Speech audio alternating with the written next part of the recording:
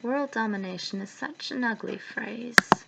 I prefer to call it world optimization. Chapter 4. The Efficient Market Hypothesis. Heaps of gold galleons, stacks of silver sickles, piles of bronze nuts. Harry stood there and stared with his mouth open at the family vault. He had so many questions, he didn't know where to start. From just outside the door of the vault, Professor McGonagall watched him, seeming to lean casually against the wall, but her eyes were intent. Well, that made sense. Being plopped in front of a giant heap of gold coins was a test of character so pure it was archetypal. "Are these coins the pure metal?" Harry said finally. "What?" hissed the goblin Griphook, who was waiting near the door. "Are you questioning the integrity of Gringotts, Mr. Potter Evansfield?" "No," said Harry absently. "Not at all. Sorry if that came out wrong, sir. I just have no idea at all how your financial system works. I'm asking if galleons in general are made of pure gold." "Of course," said Griphook. "And can anyone coin them, or are they issued by a monopoly that thereby collects seigniorage?" "What?" said Professor McGonagall. Griphook grinned, showing sharp teeth. "Only a fool would trust any but a goblin coin." "In other words," Harry said, "the coins aren't supposed to be worth any more than the metal making them up." Griphook stared at Harry. Professor McGonagall looked bemused. "I mean, suppose I came in here with a ton of silver. Could I get a ton of sickles made from it?" "For a fee, Mr. Potter Evansfield." The goblin watched him with glittering eyes. "For a certain fee. Where would you find a ton of silver, I wonder?" "I was speaking hypothetically," Harry said, for now at any rate. "So, how much would you charge in fees as a fraction of the whole weight?" Griphook's eyes were intent. "I would have to consult my superiors." "Give me a wild guess. I won't hold Gringotts to it." "A 20th part of the metal would pay well for the coining." Harry nodded. "Thank you very much, Mr. Griphook." "So, not only is the wizarding economy almost completely decoupled from the Muggle economy, no one here has ever heard of arbitrage.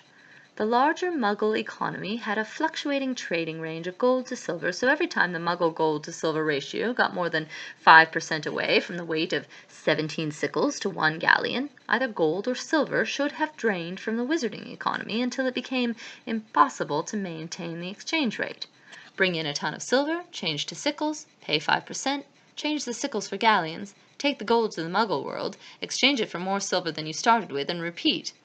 Wasn't the Muggle gold to silver ratio somewhere around 50 to 1? Harry didn't think it was 17 anyway, and it looked like the silver coins were actually smaller than the gold coins. Then again, Harry was standing in a bank that literally stored your money in vaults full of gold coins guarded by dragons, where you had to go in and take coins out of your vault whenever you wanted to spend money. The finer points of arbitraging away market inefficiencies might well be lost on them. He'd been tempted to make snide remarks about the crudity of their financial system, but the sad thing is their way is probably better. On the other hand, one competent hedge fundee could probably own the whole wizarding world within a week. Harry filed away this notion in case he ever ran out of money or had a week free. Meanwhile, the giant heaps of gold coins within the Potter vault ought to suit his near-term requirements. Harry stumped forward and began picking up gold coins with one hand and dumping them into the other. When he had reached 20, Professor McGonagall coughed. "I think that will be more than enough to pay for your school supplies, Mr. Potter." "Huh?" Harry said, his mind elsewhere. "Hold on, I'm doing a Fermi calculation." "A what?" said Professor McGonagall, sounding somewhat alarmed. "It's a mathematical thing named after Enrico Fermi. A way of getting rough numbers quickly in your head. 20 gold galleons weighed 1/10 of a kilogram, maybe, and gold was, 10,000 British pounds a kilogram, so a galleon would be worth about 50 pounds.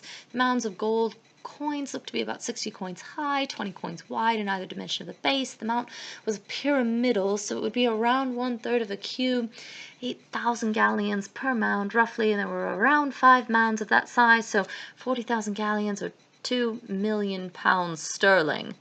Not bad. Harry smiled with a certain grim satisfaction. It was too bad he was right in the middle of discovering the amazing new world of magic and couldn't take time out to explore the amazing new world of being rich, which a quick Fermi estimate said was roughly 1 billion times less interesting. Still, that's the last time I ever mow a lawn for 1 lousy pound, Harry thought. Harry wheeled from the giant heap of money. Pardon me for asking, Professor McGonagall, but I understand that my parents were in their 20s when they died. Is this a usual amount of money for a young couple to have in their vault in the wizarding world? If it was, a cup of tea probably cost 5,000 pounds. Rule 1 of economics. You can't eat money. Professor McGonagall shook her head. Your father was the last heir of an old family, Mr. Potter. It's also possible. The witch hesitated. Some of this money may be from bounties placed on you-know-who, payable to his to whoever might defeat him. Or those bounties may not have been collected yet, I'm not sure. Interesting, Harry said slowly. So some of this really is, in a sense, mine. That is, earned by me. Sort of. Possibly. Even if I don't remember the occasion. Harry's fingers tapped against his trouser leg. That makes me feel less guilty about spending a very tiny fraction of it. Don't panic, Professor McGonagall. Mr. Potter, you are a minor, and as such you will only be allowed to make reasonable withdrawals from— I am all about reasonable. I am totally on board with fiscal prudence and impulse control, but I did see some things on the way here which would constitute sensible, grown-up purchases. Harry locked gazes with Professor McGonagall, engaging in a silent, staring contest. Like what? Professor McGonagall said finally. Trunks whose insides hold more than their outsides?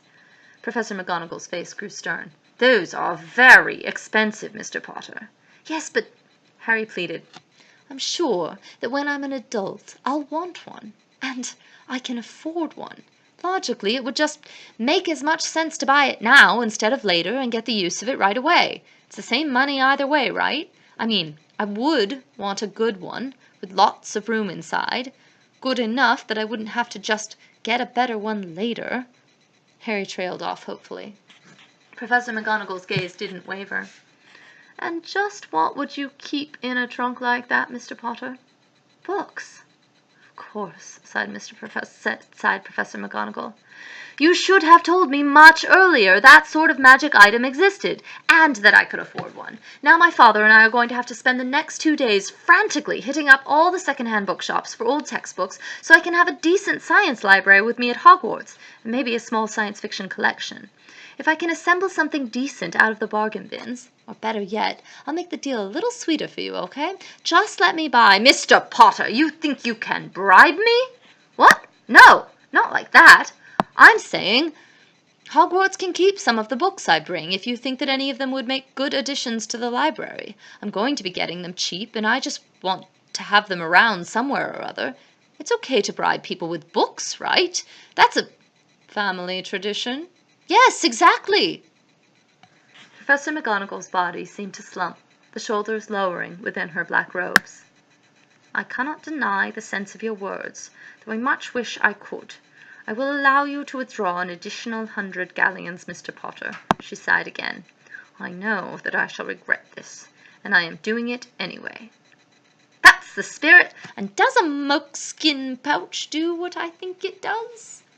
Can't do as much as a trunk, the witch said with visible reluctance, but a moleskin pouch with a retrievable charm and undetectable extension charm can hold a number of items until they are called forth by the one who emplaced them. Yes, I definitely need one of those too. It would be like the super belt pack of ultimate awesomeness, Batman's utility belt of holding. Never mind my Swiss Army knife, I could carry a whole tool set in there.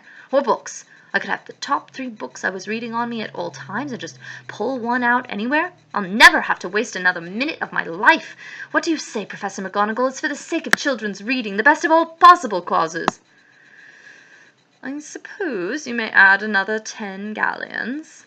Griphook was favouring Harry with a gaze of frank respect, possibly even outright admiration. And a little spending money, like you mentioned earlier. I think I can remember seeing 1 or 2 other things I might want to store in that pouch. Don't push it, Mr. Potter. Oh, Professor McGonagall, why rain on my parade? Surely this is a happy day, when I discover all things wizarding for the first time. Why act the part of the grumpy grown-up, when instead you could smile and remember your own innocent childhood, watching the look of delight upon my young face as I buy a few toys using an insignificant fraction of the wealth that I earned by defeating the most terrible wizard Britain has ever known. Not that I'm accusing you of being ungrateful or anything, but still, what are a few toys compared to that? You! growled Professor McGonagall. There was a look on her face so fearsome and terrified that Harry squeaked and stepped back, knocking over a pile of gold coins with a great jingling noise and sprawling backwards into a heap of money. Griphook sighed and put a palm over his face. I would be doing a great service to Wizarding Britain, Mr. Potter, if I locked you in this vault and left you here. And they left without any more trouble.